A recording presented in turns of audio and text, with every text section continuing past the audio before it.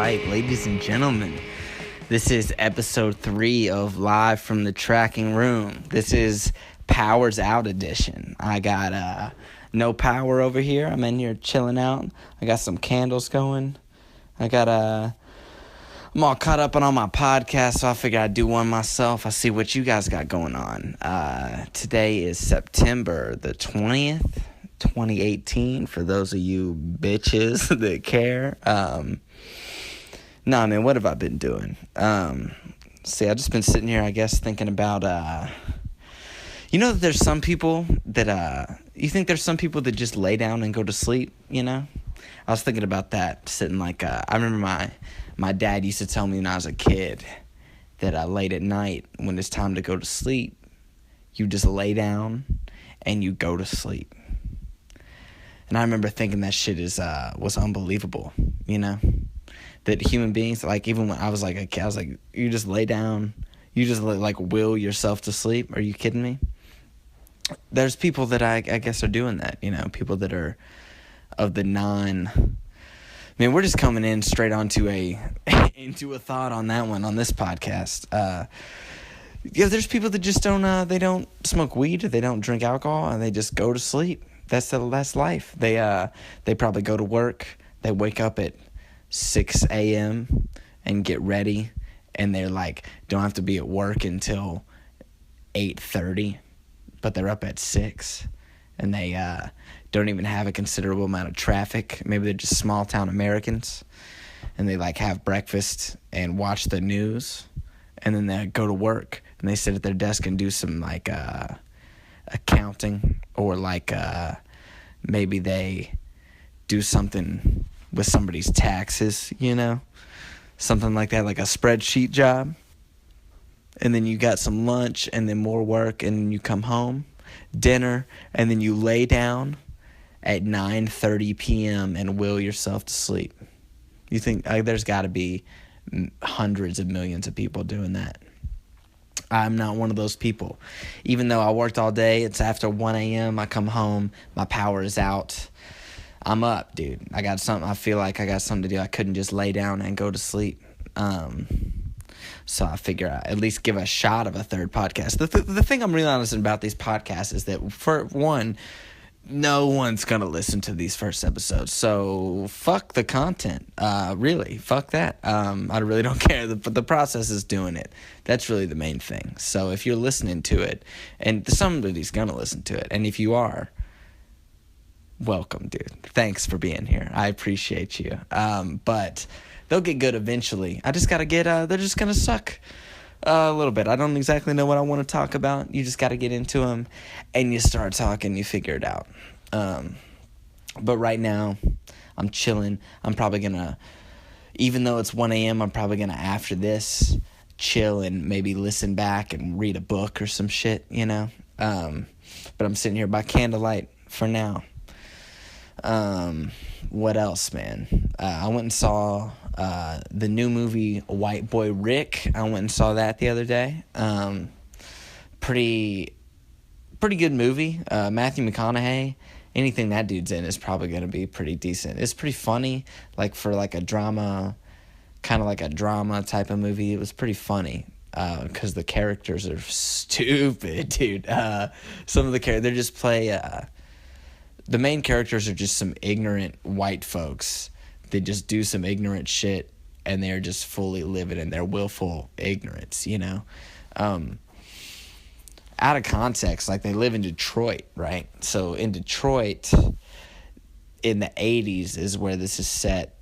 They don't set you up to feel a lot of empathy for the people. I mean, the movie is I think you're meant to, think the people are cool and shit like that. I mean, they obviously, they juxtapose a lot of things, like poverty and this shit versus the cool aspects of it. But, I mean, it's supposed to be like a Hollywood movie, obviously. But it's a weird... What's really fucked up about it is it's a young dude. He was 14, 15 years old, and he got wrapped up in some criminal stuff. His dad ran guns and shit. and he helped run guns with his dad, like buy guns legally, and then they would sell them, but they would like kind of sell them to drug dealers and shit, right? So the kid ends up getting into a whole bunch of criminal activity, but he just kind of starts to see a lot of the players, right? Like he's around and he starts to get in the game in Detroit a little bit. So he has a little bit of information that he picks up from his friends. And his dad gets in some hot water with the federal government. So this kid starts like ratting to the feds to save his dad. And he becomes like the youngest federal informant in United States history, pretty much. And what's weird about the movie, though, is they pretty much go on to like make you... I almost cried at the end of this movie. It's pretty much like in Detroit there was a law that if you get caught selling more than 650 grams of any controlled substance, that it's an automatic life sentence. Like they say that you'd be better off getting caught murdering somebody in Detroit than having over 650 grams of a controlled substance. So this dude ends up running a bunch of cocaine, and he gets caught with like 8,000 grams of cocaine or something like that. And he ends up getting locked up in prison, and the feds like say that they're going to make a deal to help him out, and he ends up turning over a bunch of people, like ratting on a bunch of people, and then they don't do anything for him. And then you end up just being like, this kid, but it's like, this kid's a fucking rat, you know? That's the one thing you forget. They set you up to forget. Like, you just feel like you know this kid's story, and Matthew McConaughey's his dad. Fuck that, dude. This kid was, he was selling drugs and shit. I mean, I guess he had no other way out, but then when he had no other way out, he just ratted to try to save himself, and then it didn't work out. And then you're like, oh no, now he's totally fucked, and he had to live in solitary confinement in jail. Solitary confinement, whatever, in jail. He was in his cell for 13 and a half hours a day, or not 13, 23 and a half hours a day he's in his cell, which is fucked up that you're in a room, and life sentence, right? And they changed the law, and they ended up doing something. He's about to get out of jail. I think he just got parole, and maybe he just got out, or he's about to get out, but he didn't just get parole. But I mean, I guess it's a fucked up story. The dude was just a young dude. He was 17, selling drugs. He got a life sentence, even though he was helping out the feds or whatever. Still, what a fucking weird movie, you know? It's a cool story. Like, they do it cool. A lot of it takes place in a roller rink. I thought that part was really cool. Like, in the 80s, everybody meets up at a roller rink in Detroit. That's where all, like, the criminals are hanging out, and they all get out on the roller rink, and they're, like, dancing. They're, like, out there just skating together to some funky music. I thought that was pretty cool. And everybody's wearing mink coats. Other than that, I mean, ain't no way Matthew McConaughey was really that guy's dad. I mean, I'm just saying, no, obviously. But, like, I don't know. Sometimes these Hollywood movies, it's weird how they portray that shit. Just like, yeah, let's get Matthew McConaughey, one of the most noble. Yeah, you remember A Time to Kill? You remember, you know, Matthew McConaughey being a motherfucking lawyer? You remember Dallas Buyers Club, that guy? Yeah, this guy is also just going to portray a scumbag dad that sent his kids up for failure in life, you know? That's weird. That's weird to me. That they just go in there, they'll trick you with that. Because it's a real story. It is a real life. I looked up a bunch of shit after it, and the dude doesn't seem near as cool as he did in the movie, White Boy Rick. I'll tell you that right now. Couldn't find much about his family. I know that much. But, yeah, White Boy Rick, decent movie. I would recommend going to see it, especially in theaters. Movies these days, like, I don't go to the theaters a lot. I try to go more. But, I mean, there's a lot of great movies that they're putting out these days, for sure. You know, a lot of people, especially me, like, I'll talk mad shit on, like, they don't make new movies. Like, Hollywood isn't investing in creating new movies. But, like, White Boy Rick, that's a new movie concept. You know, these, like, another thing, I'll go see a lot of these Marvel movies. These superhero movies, dude, fucking badass. If you've never seen a movie in IMAX, the next movie you go see, go see that shit in IMAX. That shit is incredible. Like, I don't fuck with the 3D. Like, I wear glasses, so, like, the 3D doesn't translate well for me wearing glasses on top of my glasses. So, it's not really built for me. But IMAX, dude, the screen is, like, 40% bigger. The seats in the theaters, the sound system is completely different. Like, they got special theaters for that shit. Also, a lot of the time, you can buy specific seats in that shit. So, like, I go see movies by myself all the time. I can, like, buy the seat right in the middle of the back. Like, when I go to the movies, I sit not in the middle and not in the back, but I sit in the middle of the back. So, like, if you split it up into, like, 3/4 or, like, 4/4, you know, I'm sitting at, like, that 3rd quarter mark.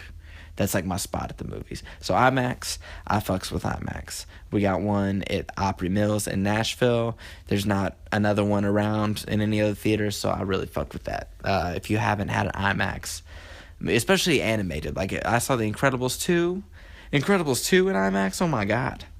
That shit was outrageous. The new Avengers, I guess it was the Infinity War one or whatever, they filmed that movie especially with IMAX cameras, so they like filmed it to be in IMAX. So that's the way, like, if you see that shit at home on DVD or like on Netflix, IMAX is where you should have seen that shit. So get out there, buy a ticket for an IMAX movie. They should put me on payroll, dude. IMAX, I pump that shit up like fucking Don King. Be their promoter. Yeah, but White Boy Rick, not an IMAX. I just saw that shit in standard movie. I went to a movie theater I don't normally go to, this older movie theater. I always go to Opry Mills. I always go across town because it's in the mall. They always take their shit real serious. It's they're newer. I went to this theater, and it was good, but it was older. The seats were older. Also, this was more of my one of my first experiences being in a predominantly black movie theater. It was kind of out towards Antioch. If you're in Nashville, you know where Antioch is. I'm kind of out in that area. And I figured since White Boy Rick's not IMAX, I'm not going to drive across town. I'll just go right next door. There's a movie theater right behind my apartment, pretty much.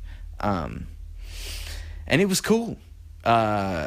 I always heard getting into it with the previews was rough, right? Because everybody's getting in. I got there early, which I normally don't do, so I was there for like all the previews, and everybody's being loud and conversating and shit, which was kind of weird, which isn't typical. But once the movie got in, it was all cool. I wasn't to make it sound. I wasn't like worried about it all. I just was sitting in the movie, and as I kind of everybody was sitting down, I took notes of my surroundings. I was like, oh shit. Maybe this is a predominantly black movie theater that I'm in right now. And then I was like, okay, let's see let's see if it's what people really say it is. And it was totally cool. Nobody was talking in the movie like at all. Which sounds, 2018, like the context that this shit sounds so racist, but like everybody talks shit about like, and especially like it was weird, right? Because I actually did I didn't think about it, but there was a huge line for tickets when I got there, right? And I'm waiting in line, I'm there by myself. And everybody in line was either black or Hispanic, right? Which is cool. It's even weird to have to say, which is cool. But I'm in line, and I just got to the front, and the reason I'm being so weird about it, I think, trying to recap it, is that I had to say out loud that I was buying tickets. I was like, one for White Boy Rick, please. Courier, I'll take one for Usher. I'll take one for White Boy Rick, please. Thank you. No, that shit was lame that I had to say that out loud, and I felt weird after that. I remember feeling weird because everybody around me, right as I was about to have to say it, I was like, oh shit, I'm definitely the only white person here. And to say, I don't know, you hear it. I was uncomfortable. So I get into the movie theater. I get my concessions. I always get cookie dough bites. If you ever fuck with the cookie dough bites, that's my shit. I don't really get popcorn. Dr. Pepper, cookie dough bites, that's my movie shit. So I sit down, and everybody starts to trickle in. It's settling around me. The lights, it's an old movie theater, so the lights are kind of bright when the previews are going on. And I said, okay, this is it. I'm in a black movie theater. And the movie experience was just like any other movie experience. There was nothing. The reactions at points in the movie where the crowd would react in a movie, they were a little heightened. People were like, there was one point where in the movie White Boy Rick, he has sex with this girl one time, and then you never see her again, pretty much. And then later on in the movie, she has like a little 6-year-old brother, and she's an African American lady, and her like 6-year-old like little brother comes over to his house and is like, "You fucking with Keisha? You Ricky? Yeah, well, you Keisha's baby daddy now," or some shit, you know? And then he pretty much tells him that he's got a baby and that he needs to man up and take care of that shit, or he's not going to like what happens. And he's like a little 6-year-old kid, and it was really funny. So everybody was laughing. But that was cool, being in there. I felt like I was a part of something, you know? No. No, White Boy Rick, definitely go see it. It was a pretty sweet movie, but I do have to say, it pretty much is just a romanticized story about a rat, a kid that's fucking ignorant as shit, probably half retarded, if I can say that, and he ends up getting in deep with selling drugs and not knowing any better about his life, and then he just tries to rat to the feds about it, and it doesn't save him, and he's stuck in prison anyway. So it sucks that he was 17, but a lot of people, that happens to a lot of people at 17, and they don't get movies made about them that make them look real cool. That's one thing. They do make the character Ricky look really smart in like a street sense kind of way.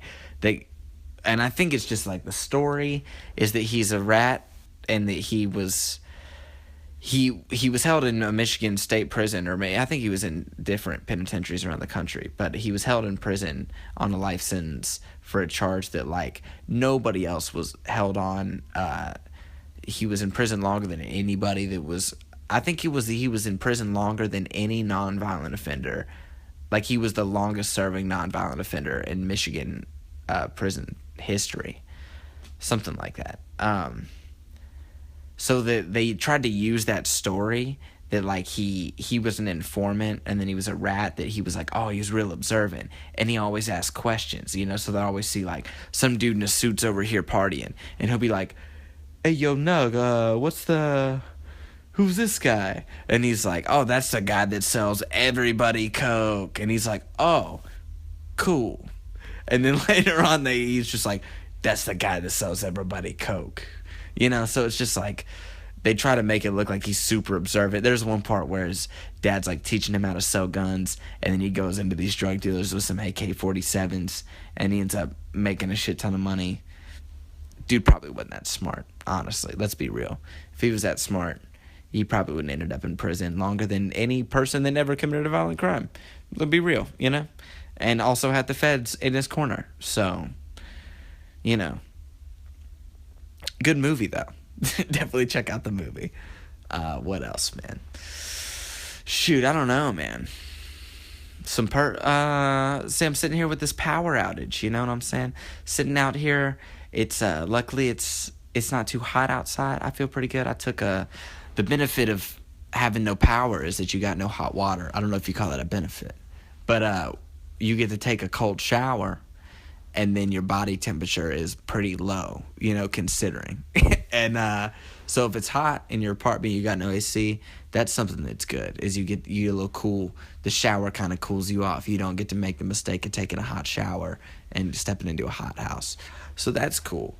The cons, just probably about everything else. Nothing else is cool about having no power. I'm doing the podcast on the phone, you know, on these voice memos. I'm doing the podcast right now. I got no internets to be doing my research. I can't really. I could probably use my phone, I guess, but I got no way to charge my phone if and I want. You know what? We know what is cool. I got a battery powered record player, so I could listen to some vinyl in this power. That's one thing. I'm glad I got that shit. Big ups to the Lord. You know what I'm saying? Thanks Lord for this. Nah, man. But it's one thing. It would be cool. Power being out would be a lot cooler if I had some weed, though. You know, I'm out of something I normally don't do is run out of weed, and that is something that I'm doing right now is being out of weed. And That's proven to be problematic. But you know what else it is proven is that I've been thinking about this a lot. Maybe this is a good thing to talk about. I've been thinking about quitting smoking weed lately, which is crazy for me to think about, really, because I love smoking weed so much. But lately I've just been, even saying that out loud, like hearing myself say that, it's like, ugh, who gives a fuck, about smoking some weed? Life should be about more than getting a little break to sit down and smoke some weed. Or I feel like sometimes where I am with my weed smoking is that I will live my whole day just to smoke weed at the end of the day, because I know that's coming, or like in the middle of the day, or just whenever I have it. Even so, right now I don't have it. It feels like I'm talking almost like a different person. That's how much I smoke weed. Is that like right now, reflecting on it, it might be about time to hang it up, take a little break for a while, because I've been smoking weed for the better part, since the first time I smoked weed, I was probably 14 years old. And then I smoked weed for like a year and a half off and on, just when I could. And then I quit for a little bit. And then right before I was 17, I started smoking. And I probably haven't quit since then, really. I've been smoking pretty much every day since I was like right before 17. So that's pretty crazy. Oh, that's probably not true. And I don't smoke weed like heavy right now. But I definitely do smoke every day. And I did smoke today. So I'm not like, but man, sometimes I feel like there's more to, I've been, so Crystalia, a lot of people are Crystalia haters, but something I've been thinking about is that, Crystalia doesn't do any drugs. I don't know if you know this, but dude has never done any drugs. Like, it just hasn't even tried them. Like never smoked weed. He's never been drunk. Like, never drank an alcohol in like a social capacity at all. Had like communion wine and shit, but that's like it. Like, never gotten drunk or even tipsy, felt the effects of it, and he never altered his mind and shit, which is crazy to me. That I thought that shit was for like, I thought everybody that was in like a world of trying to do comedy and shit would just do that shit at least a little bit, try it, have tried it, done something. Like, there's a reason everybody's got a little chip on their shoulder, I feel like, in this industry type of thing, like where there's comedy and acting and just whatever it is, music, that most people, almost everybody, is doing some shit or has done some shit. But maybe that shit's just like like a crutch and a distraction, and it's just like hard to be honest about it sometimes, that it's just like talking about waiting for it, getting a little break in the day, or getting a break at the end of the day, working towards like, maybe that turns into like your goal, and so you kind of start to get devoid of realistic intention and realistic goals, so that your real goal in the back of your mind, the one that you hold like heaviest, is that I'm gonna smoke some weed. Like, that's your goal, and man, I've just been thinking about that a lot lately. I've been thinking about it, but I really haven't been thinking about it. I've kind of been pushing it out of my mind. Like, I haven't really considered it, because me without weed, that's like, whoa, what? Like, what? But also, I think I struggle to work sometimes. Like, I struggle to push myself to work on my own shit. And especially when I have the time to work is in my free time, because I have a fucking job, and that's pretty much it. I have a job and I do shit with work. And then when I'm not at work, I'm not at work, and I don't have things to do.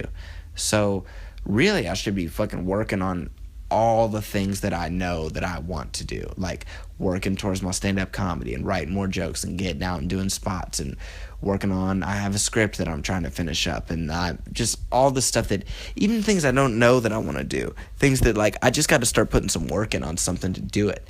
When I have the chance to do that, maybe sometimes I come sit down, I smoke some weed, and then I blow 3 hours sitting there doing nothing. When I could have, been active doing this, doing that, working on the podcast, working on writing, working on anything for a certain amount of time. So sometimes I just feel like the weed is a distraction. And I know that's like, well, boo fucking who, stop smoking weed. Yeah, totally. And you're right, if that's what you think. That's kind of what I think at myself. I'm like, boo fucking who, But right now on the podcast, like, saying that and thinking it's like, oh yeah, I'm definitely not going to smoke weed right now, but I don't have the chance to get any weed right now. That's a big part of it. But man, really, maybe even just saying it out loud and putting it on the podcast and even publishing it, will be helpful. But that's something I think I gotta quit. I just gotta quit. I mean, some people might hear that and they're like, well, yeah, just quit you fucking being lazy and not getting any work done. Yeah, quit smoking a bunch of weed, obviously. But sometimes when it's a part of your personality, it's a part of your life. It's a part of what you've become accustomed to doing. I mean, no excuses, Just quit and get the fucking work. But that's what, that's part of what this is for me. I'm getting out here doing this podcast, doing this stand-up. I'm trying to get better. Getting better without being honest and working through some shit. I'm never afraid. That's one thing, man. Never afraid to be honest, especially about myself. That's something, sometimes I feel like I come off to some people as like, especially people that are like my friends, or maybe I think are my close friends, but maybe they don't know how I view our relationship. I'll be real honest about some shit, right? And I feel like it is almost a little bit offensive. Like some people will get a little offended. And I understand that, and sometimes it makes me feel like I've got to really learn how to be who I am outwardly. Because the thing about the comedy thing and the podcast thing is that like I've got to be more outward. But I also have to, I think, be more active and educate myself more so that I have more to internalize, so that I can build more of a background of a person that can be outward without looking like an asshole, without looking like they're obnoxious or something. Like there's a reason to fucking say something instead of just being an outward personality. So sometimes I worry about in that quest looking like an asshole, because sometimes you, especially trying to joke, like bust up some jokes and laugh, and that's being in the Nashville. I don't know if it's like this. I'm sure it's like this everywhere, but like these open mic stand-up open micers, they a lot of them don't have off switches. So when we're at these open mics and shit and we're standing around talking, it's almost like everybody's trying to write off the cuff, like in the moment, like, oh, we're making fun of so-and-so's shirt, so now we're all gonna come up with tags and jokes about the shirt. And then maybe like if you haven't been hanging out so much or you don't feel so comfortable and confident, you can't get in your jokes, so you don't get to be a part of the conversation. But like, I don't always enjoy conversation like that. And I don't really do that. That's pretty much where I'm getting at. And I forget why I was getting into that. But maybe that's just the thing that a lot of people that are stand-ups are trying to be stand-ups go through, is that you're trying to be outward, you're trying to carry on, whatever. And in that zone, maybe when you're at the open mic, you're just trying to fucking crack jokes all the time. That's one thing that kind of kills me, though. Sometimes I wish, like, you just stand around and have a fucking normal conversation instead of just, like, which you do. Which people totally do. But a lot of the time it's just everybody just sitting around like bouncing off this subject of everybody just cracking jokes and kind of blowing. Like when you have some friends that like sometimes maybe they just, come on, we play too much. Like you're just tagging the thing too much sometimes, I forget how I got to, speaking about sounding like a fucking asshole, right? Jesus Christ. That's pretty much what I'm trying to say. Yeah, I don't know. I was talking to somebody about this today, that a lot of our problems, anybody's problems, I feel like if you're just honest with yourself, you look into yourself, like, why am I having this issue? Why am I having that issue? Maybe a lot of the issues in your life, you start to feel you get a lot of issues maybe, and you feel overwhelmed and bogged down. You're like, oh, fuck, there's so much building up on me. A lot of the time, that shit is because of kind of one thing that you do. Maybe just like that you don't give something its due diligence, that you don't pay enough attention to this, that you're not being adult enough, you're just not being responsible with your finances, you're not going home and getting sleep, and you're not acting like a lot of the time it's maybe you just want to go out too much, you just want to spend too much money, or you want to live outside of your means. It could be anything. I feel like that's my thing for sure, is that I'm just not great with my money, and that will affect everything else. And just maybe in the way that I'm not good with my money, I'm not good with other things, like trying to work towards a goal, or being self-driven and just kicking my own ass and writing jokes all the time, or, just working on the things I know I should be doing. And money included in that. Maybe other people it's emotional things, or you're just not. I feel like a lot of the people, though, it's just the start of, like, you're not even honest with yourself, so it's hard to even find the things that they are, because no one's going to know except you. That's another thing I'm learning. As I'm getting older, nobody knows you, Like, as you're getting older, unless you got, like, a girlfriend or something like that, a boyfriend, nobody really knows you. Like, I live in Nashville, right? I moved away from home. I don't have a roommate right now, and I'm not like a super socialite kind of person. So I don't have like those kind of like deep friends where they know all kinds of, because I'm not like a super open book like they do. Like, I feel like girls are more like that, but like me, I'm not like connecting to people out here and they're learning. I'm like confessing my fucking life to them. So there's just like, and then on the other end of things, right? So, like, now I'm in this new place. I know these people. All the people I used to know, I'm not with them anymore. So there were people that, like, I felt super close to, like my family, and they knew a lot about me, and they knew who I was and how I am and how I act. But now I've lived in another place for so long. I'm growing, and I'm changing. My attitude is a little bit different. The way I approach things is different. My goals are different. So, like, now those people don't really know me so well anymore either.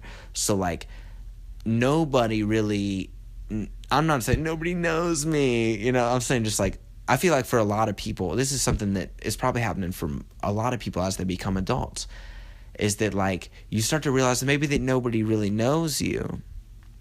So when that's the case, there's nobody really to hold you accountable except for yourself. I think that's one of the great benefits of having like a significant other, that you're like, if you have a relationship and you get into it and you're actually honest with each other, you're honest with yourself, you're honest with the other person, they're honest with themselves, they're honest with you, and it can be such like a healthy thing, that can be such like a guiding light, like in your life, that shit can help you out a lot.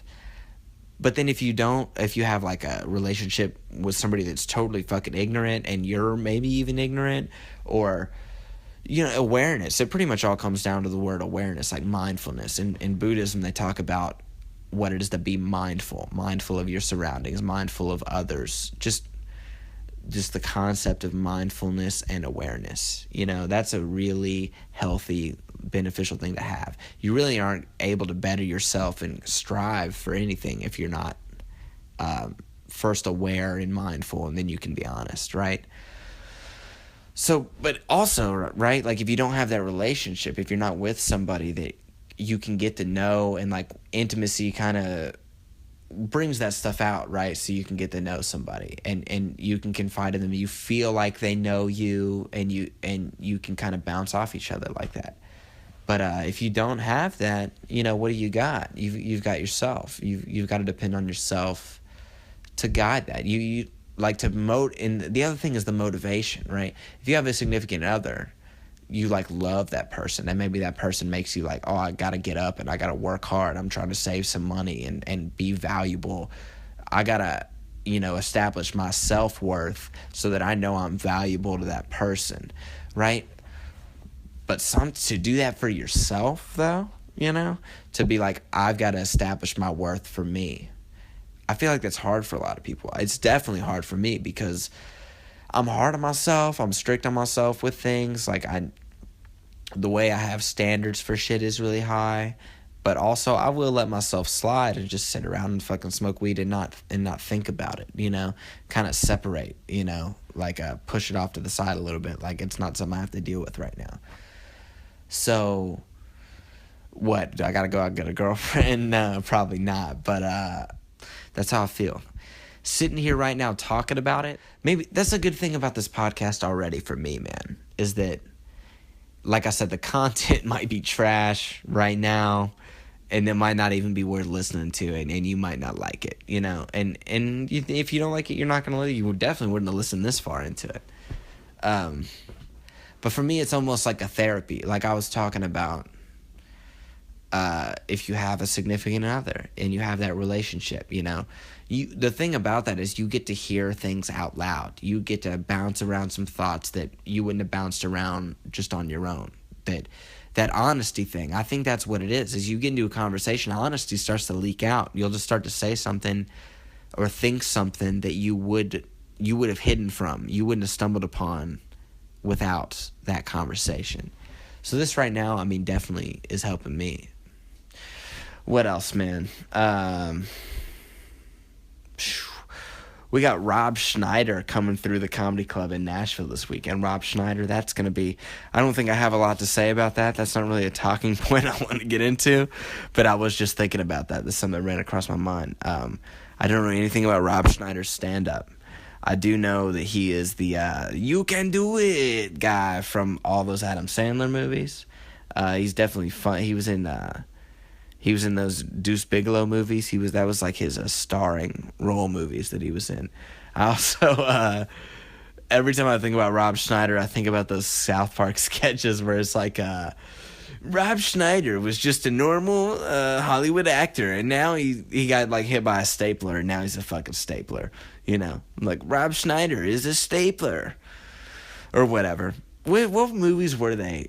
I can't remember. He must have done some real movies where he did like oh no, I know it was the one there was a girl. He mind swapped with some woman, and then he was acting like all like a sexy girl, you know. And he had no idea that he wasn't this woman. That was one of the classic Rob Schneider films. And he was on SNL, so hopefully the weekend is good. Homeboy, my man, Dusty Slay, his show is tomorrow. You won't have time to hear this and then come out to the show. But Dusty Slay's Grand Ole Comedy Show, he does it once a month at Zany's in Nashville. It's a fucking awesome show. In the spirit of Dusty Slay, I'll definitely curse on that one. Nah, clean. They keep it clean most of the time at this comedy show. But, man, Dusty is definitely one of the best dudes in Nashville right now coming up. I mean, he's a headliner. And we don't have a lot of headliners in Nashville. We have, like, Nate Bargatze and Dusty. And then John Christ just moved to town. But other than that, Killer Bees, I guess Bees, he probably lives somewhere around Nashville somewhere. But he's, you know, he's definitely way older. I don't know if he counts so much as, like, a headliner right now, you know, a current guy. But yeah, man, Dusty always puts on a good show. He definitely does time. He hosts the show. But he definitely also does some comedy, which is, I always love seeing Dusty do some stand-up. So if you ever get a chance to see Dusty Slay, definitely come out and see him at Zany's, or anywhere around the country. If you see him, he just did the Tonight Show. And, man, he went and did it, and he killed it. Super proud of that guy. That's something that's always weird to say about a guy that's, like, killing it. It's like, I'm proud of that guy, you know. But it is cool to see him out there, and he's, like, definitely going through a transition of being, like, a road comic headliner to getting recognition. He did the Just for Laughs festival, and he killed on that. So if you don't know who Dusty Slay is, check him out, look him up, follow him on social media. He's got the best merchandise in the game. Buy a hat from him, buy one of them trucker hats. I got one, I love it. But yeah, man, Nashville comedy.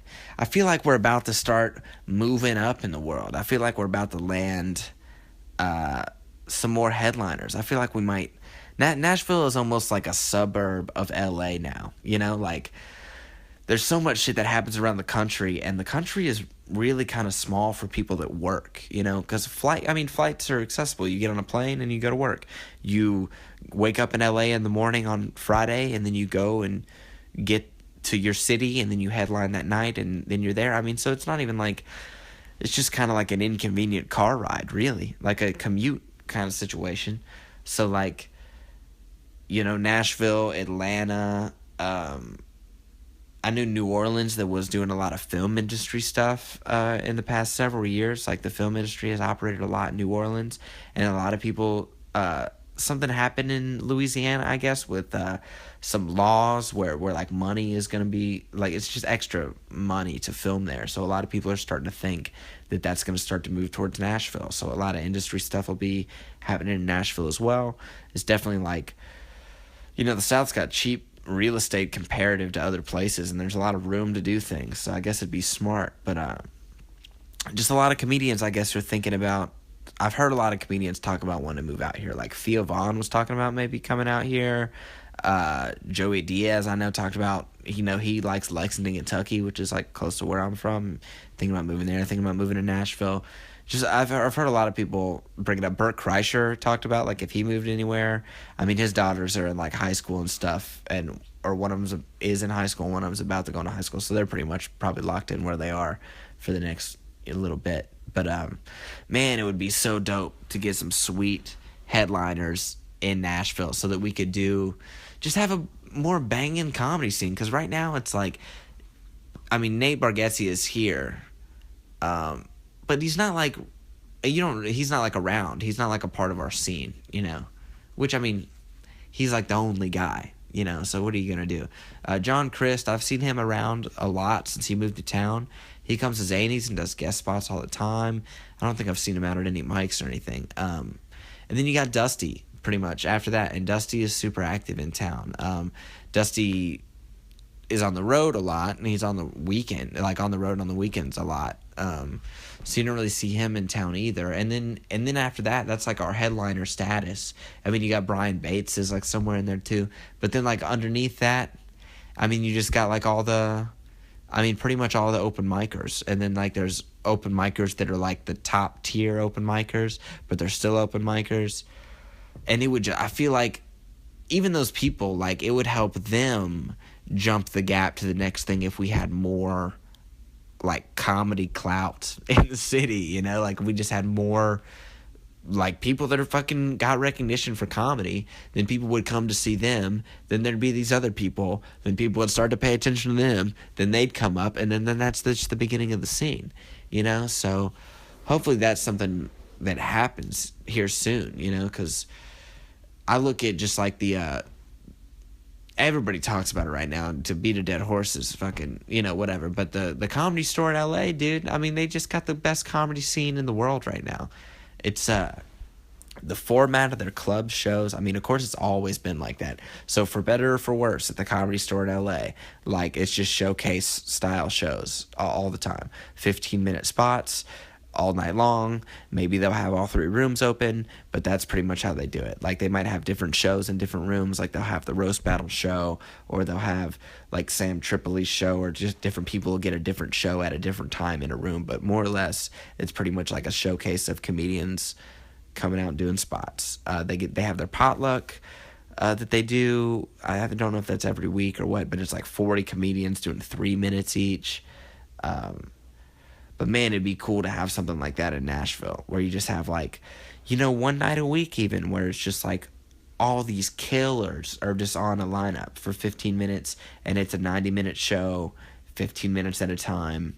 That would be killer. That'd be so cool. And then you could get people to just, you get people to stop through also. If you just got a decent amount of headliners that would be like, yeah, we're in town pretty much every week or something like that during the week. And I'll definitely stop in to do my spot and just, keep fresh and keep sharp before I go out on the road on the weekend. And I feel like that's really what Nashville, I mean, we're going to get it here soon, here in the next couple of years. It's got to happen. Whether or not the club scene will support it, where we'll be able to have shows like that. I mean, the open mic scene will definitely just have to expand, and you'll get it like that. I mean, and then hopefully just the club scene can expand, because right now it all runs through Zanies, which is great club, but at a point they're only going to be able to do a certain amount of shows, and the way Zanies is in this part of the country, it's for headliners, I mean, it's going to be like people coming through doing their weekends, people stopping through for one-offs during the week. So I mean, the schedule's going to stay busy with that kind of stuff. Which is just going to mean that the open mic scene and other shows are going to have to come up. And that's it. So hopefully the growth is allowed to happen. I know there have been rooms kind of popping up around town. There's like that magic...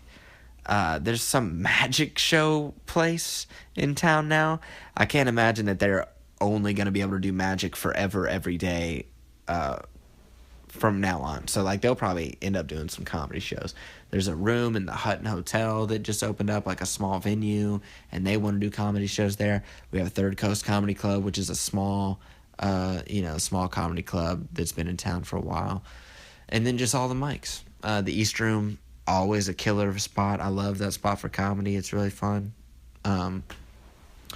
Something that the board is there, we just need the pieces. We just need people to come in, and hopefully LA just keeps getting shittier and more overwhelming, and then people just come here so I don't have to move there, because I don't want to do it. May have to one day, but I would love to just stay in Nashville for now, and then maybe not, maybe get to do, just maybe not have to move to LA, because my luck knowing I'll move to LA, and then 2 days later the super volcano will explode, and then I'll be fucking toast, and I'll be dead. The San Andreas fault line will just explode, and mega earthquake, California in the ocean, and my dumb ass just moved there. So I'm really trying to keep from moving. I would maybe move to like Denver though, maybe like what's that? The Comedy Works, that Wendy, I forget her last name, that comedy club owner out there, or I don't know if she's the owner or what she does in capacity with that club, but I know that their scene is super active, and just people care about the comedy there, and there's like an active scene of like, people are actively, they come in as open micers, and then as they get better, they'll take them and move them up to being hosts and around, and then taking them up to be features and getting on the road, and then even headlining clubs on the road. I think that's really cool that there are people that care about putting young comics in that situation. It'd be really dope to be around. Not saying anything about Nashville. That's just that's going above and beyond. Taking care of people is doing that much. You got to have a lot of dedication to the craft, to the game, to want to help people like that, and good connections. You also got to be smart. That's not something that everybody can do everywhere. It's just helping people out, because a lot of people are fucking dumb as shit too. I know a lot of these comedians, and not to say that a lot of these comedians are dumb, these open micers, but like, man, everybody just has to go through their own journey. Like, everybody has to realize who they are, have to realize where they can go. Can they do this? In comedy, I feel like you have to become your own teacher in a way. Like, there's no book or lesson you can have that's just going to make you know how to do comedy. Like, you got to learn, and you got to learn it on your own. You got to learn by going up and bombing and writing your own jokes. And, if you want to be legit, that's what you have to do. You got to fucking go through the fire. So, it's just cool to think about. Maybe there's a play, in Denver, that there's people helping you work through that shit, and the people that have been there before, and they care about putting you in a place to get better. That's a cool thought, So I could see myself going out there maybe. But other than that, I like Nashville. I love it here. I love the people I've met here. It's close enough to home for me that my parents aren't like, my parents don't fucking hit me up anyway, but like, that they're not like, oh my God, halfway around the country or the world or something. So I definitely want to be here. I want to be here, and I want to work on my shit here, for the next while. But, man, I got to get to work. That's what all of us got to do, I think. Greatness waits for nobody. You got to go out there and take it. Something in meditation, right? We talked a little bit about some Buddhism in here. Meditation, they got that shit in a lot of cultures, but they tell you in meditation to have a mantra, right? And I guess my mantra that I've had for a while has been like, the victory does not come today, but the work must, And that is what it is. You're not going to win today, maybe. The victory that I'm seeking, the goal that I want to claim and who I want to be, that shit is not going to happen today. No matter how much, I could bust my ass harder than I could conceive and make more progress than is humanly possible. And I'm still not going to reach my goal. I'm not going to achieve the victory in myself and who I want to be today. But if the work doesn't come today, the victory is never going to come. And I don't meditate enough, because that mantra, I don't say that to myself enough. Something I got to get into. And this is for anybody, if you find yourself stuck in a place and you're trying to get out of it, maybe you got goals, and who cares? The thing, I'll say it right here. Who gives a fuck? Fuck unrealistic goals, dude. I want to be a great comedian. I want to be a great headlining comedian that makes a lot of money. But not because of money, but because I'm a great comedian. And then I'm able to live a good life because I am successful at something I care about and a craft. And even if I'm just successful at it and the money doesn't come, as long as I can stay alive, like, I want to succeed. I want to have a fucking podcast successful like Rogan's or Theo Vaughn's or Joey Diaz, like, where I'm making money and living a life, and that's a part of my livelihood is just me getting to talk. So if you have some goals and you think they're unrealistic, fuck that, dude. Make some unrealistic goals. Like, go out there and set some high standards, set some high goals, be honest with yourself, and try to achieve them.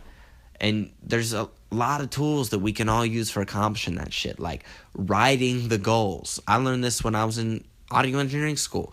Get a piece of paper and write down goals and just cover a whole front of a piece of paper and write them and then reread them. And then before you go to sleep, reread them. And then when you wake up the next day, write them again. And you're going to waste a lot of paper, but the paper doesn't matter. Like, fill up a notebook and just fill it up. And then maybe the goals will evolve and they change. And so then, 18 days after you started writing, one of the goals evolves a little bit. Or maybe you achieve one of the goals and you get to cross it off. The point being, you fill up an entire notebook every day. You write that sheet of goals and then start trying to accomplish them. And even if you don't start trying to accomplish them, you staring those goals in the face every day is going to start to get frustrating. Even if you did it every day for 3 months, you made no active steps to try to accomplish any of the goals, but somehow you willed yourself to write the goals every day for 3 months. That's going to start to really get under your skin that, like, these are the things I want, and they're looking at me in the face and I'm writing them, and causing that uncomfortability in yourself is that stress is going to cause change. You're going to react to that, and then you're going to accomplish something. You're going to dictate your life in a different way. You're going to make a change to be a different person and to start living in a way that's going to get you towards those goals. Start taking steps to accomplish your goals, So that's one. Just start writing a list of goals and then seeking out to accomplish them. Short-term, intermediate, long-term goals. Another thing I do is I journal. Like, every day, I try to do this, and I got to get into it every day. I got to quit making the excuse. But when I sleep with a journal next to my bed, and when I wake up, before I get out of the bed, like, if I got to pee, I better get to work, because I'm going to write for 10 minutes. I sit down with a journal, I write for 10 minutes, and I write about whatever happened yesterday or whatever I want to do today. Like, I've got this going on. I know I need to clean the apartment. I want to clean the bathroom today. I'm going to go to the gym. I also want to run this amount of time. I got to hit this person up. I need to go through my emails, blah, blah, blah. It doesn't have to be so profound, but you got to talk to yourself, break yourself down, let yourself know what you need to do. You also get yourself in the zone every day as soon as you wake up of going to work. If you go to work every day, 10 minutes as soon as you wake up, and not even as soon as you wake up, just before you get out of the bed, and then start to make it, the time of, like, don't lay in bed for 2 hours and then write for 10 minutes after laying in bed for 2 hours. Like, wake up, write, get up and go about your day and get some fucking work done. But you wake up, you journal, be honest with yourself, you read it back, and then you get up and you do the things that you wrote down. You use that journaling to be like, after you write it and you read it back, you can kind of be honest with yourself. The thing about doing it at first is that, I keep saying be honest with yourself. It's a good way to see yourself, because you wake up in the morning, you just start writing, and then maybe you'll be like, yeah, well, yesterday I really failed myself, and I didn't do this thing. I didn't go to the gym. I didn't go for my run like I was going to do. I didn't go through my emails. I could have had the opportunity to go out and do this, and I flaked on this person. I could have gone out and done 2 spots last night, but I didn't. I just stayed home and smoked weed instead, and I feel like a fucking loser. And you write that, And then I always end it with my mantra. I always write, the victory does not come today, but the work must. I finish it. I kind of breathe a little bit. Maybe I'll go to the bathroom, and I'll come back and I read it. And I just read through what I said, how I said it. And then you get to read it maybe as like you were a different person. And you get to go, maybe you're like, oh, maybe that's not so big of a deal. Or maybe like, well, quit being a fucking bitch and get to work, like, and you get to see yourself and how you think and the excuses you made in a new light. So writing goals, listing goals, and trying to accomplish them, journaling at the beginning of every day before you get out of the bed. Those are those things can change your life, I'm telling you. For me, that's like this podcast is almost a version of those two things. Like getting to hear yourself out loud, explore it, be honest with yourself, let out how you think. A lot of the time I think the problem is that you just don't even know what you think. You got to work it out. It's almost like a muscle. If you feel pent up and you're not somebody that's has a good handle on what your goals are, has a good handle on what you want to do every day, has a good handle on like how you want to go out and just fucking handle your business. Maybe you just feel lost. You just feel like a stress and an anxiety. You don't know how to get a handle on it. That's the way to do it. And it's not easy. And the hardest part is to keep doing it. You don't need to write your goals every day. If you've never done it and you're not, it's not something you're in a habit of doing, do it every day. Do it every day for 3 months. And then maybe be like, well, I don't need to, I'll write them like once a week, and then I'll keep doing the journaling thing for sure. But just getting to go through that notebook of your goals, I've been writing my goals for a long time, and you just see like your mantra will change. Like my mantra, I think, used to be like believe in yourself and all those around you. And then eventually I kind of started to be like, well, you can't just put energy into everybody all the time. Right now I need to put energy into myself. And it's not even that I was putting energy into other people. It was just the thought of like that I wanted to have everybody be on my team and we're all going to the top together. It's like, well, no, that was actually a weak way of thinking, because I was thinking that if I believe in myself and all those around me and all that shit, is that like maybe somebody will believe in me and somebody will pick me up and take me with them. Is actually kind of a weak way of thinking after a while. So self-accountability, I've got to be the one that's like, I'm fucking going to work. I'm going to do it for me, and I got to work right now so that I can see the results later. But the results will never be there if I don't do it right now. Man, I kind of sidetracked myself a little bit. Oh, yeah, flipping through those goals. I've got notebooks where I just wrote page after page after page and just going through and seeing like, oh, I accomplished that. Like, I remember when I started writing my goals, I still had a job at an audio company, and I wanted to quit my job, and I wanted to intern and work in studios and just do that. And that was what I wanted to do. And I didn't want to have to wake up and clock in and go to work anywhere. And I did that for almost a year. Eventually I found I couldn't get internships really because I was not in school anymore, but I found a couple guys that would let me work at their studios, and I found a way to supplement income with a live sound job. So I quit my job, and I quit going to work in the morning. I didn't have to go anymore. And then through that, I found more studio work, and I started working at just one of the studios, and then I kind of got to quit doing the live sound thing for a while, and then I started wanting to do more stuff with comedy, and I wanted to get into comedy, and it became a goal. I was set on this path with writing my goals and accomplishing that shit with the studio thing, with the music thing. That's where I first found being goal-oriented. And then I started to get frustrated with other things, and maybe I do want to work into this comedy thing. I want to start performing comedy and being around comedy. One of my goals was to get a job working in a comedy club, and one day I woke up and I made it happen. And now I've been working in a comedy club for a long time. So the goals are important, but the fucked up thing is the moment you step away from writing them, look back and see how far you are from where you want to be. Like, see how much time passes you. See how much, oh my God, has it been years? Has it been months?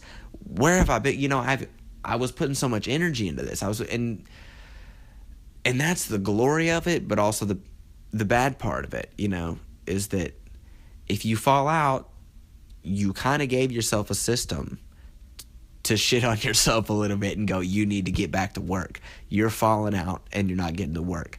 But then if you just naturally let go and you fall out, one day you're going to realize and you're going to go, oh man, I'm not being goal oriented anymore. And then you'll reclaim that honesty. You'll be honest with yourself again. And it'll feel horrible. Like, I wasted all this time. I've not been who I need to be. I'm not working towards who I need to be. And sorry to go deep on y'all like that, you know? But it's all about honesty, man. You got to be honest. And honestly, that's where I am right now. I'm the guy that's like, you're letting yourself down. You're not being who you need to be. You're not working as hard as you need to work. And it's time to get back to work. And I know what I need to do. And I just told y'all what it is. So, you know, and again, I've said it a million times on this podcast alone. That's a good thing about this for me, is that fucking take ownership, extreme ownership. There's this dude, Jocko Willink, that's got a podcast, Jocko Podcast. I think it's simply called the Jocko Podcast. But he talks about extreme ownership. You have to take extreme ownership. There's nobody that's going to save you. There's nobody that's going to solve this. Nobody that's going to live your life for you. Even if the shit is horrible and none of it is your fault, step up, pick yourself up, get rid of the bullshit, and get to work on what you want. And get to work on getting rid of the things that are blocking you up and being who you need to be. Take ownership, extreme ownership, you know, and that's where I need to be today. That's where I need to be tomorrow. I need to wake up. I need to get that shit together, dude. All aspects of my life, I could use more of this extreme ownership, I'm telling you. And I think all of us could, for sure. But I'm nobody's judge. I'm nobody's anything, you know. But for me, that's where it starts. And that's where it's going to start tomorrow. That's where it's going to start right now. I'm going to sit back, hang out, maybe read a book, you know, get back to book, reading on this Lord of the Flies. I read a lot of that book a little bit today. What am I saying? I read a good portion of the book today, a couple chapters. So maybe I'll sit back, I'll get reading a little bit. But, man, thank y'all so much. Keep listening, please, to the Live from the Tracking Room podcast. This has been episode 3. I'm your host, David Chasteen, and I'm out. The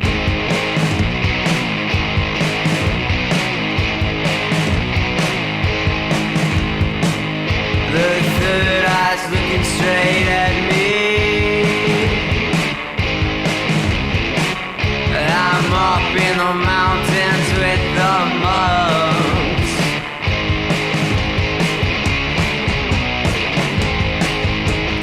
I hope to see someday.